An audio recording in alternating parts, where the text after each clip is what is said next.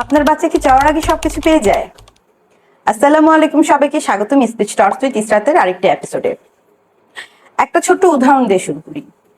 গত 2-3 দিন আগে আমার কাছে একটা বাচ্চার মা এবং একটা বাচ্চা এসেছে। বাচ্চাটার বয়স 3.5 বছর, কিন্তু বাচ্চাটা এখনো কথা বলে না। আমি যেটা অবজার্ভ করলাম, বাচ্চা শুধু চোখের ইশারা করলো, তাতেই মা একটা পানির বোতল আগিয়ে দিল। বাচ্চাটা করলো আর মা তাতে একটা ফ্রুটস তাকে আগিয়ে দিল।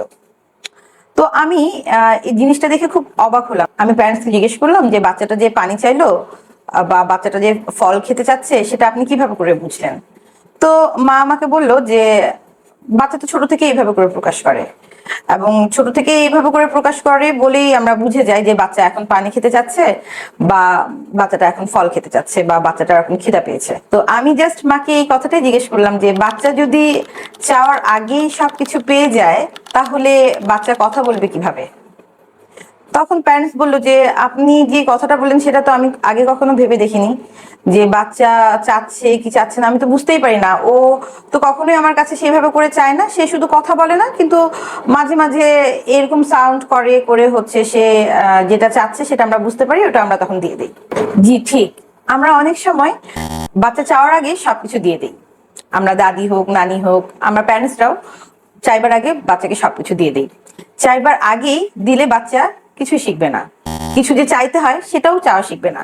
এটাতে বাচ্চার কমিউনিকেশন স্কিল, সেলফ কনফিডেন্স আর সোশ্যাল স্কিল গড়ে ওঠে না।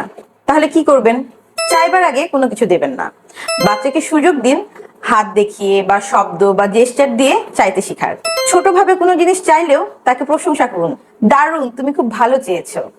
যেমন ধরুন, বাচ্চা যদি পানি চায়, শুধু হাতে কাপ ধরিয়ে না দিয়ে মা পানি দাও বলার সুযোগটা দিন। খেলনা চাইলে হাতে ধরিয়ে না দিয়ে বলেন যে দাও বলার চেষ্টা করান।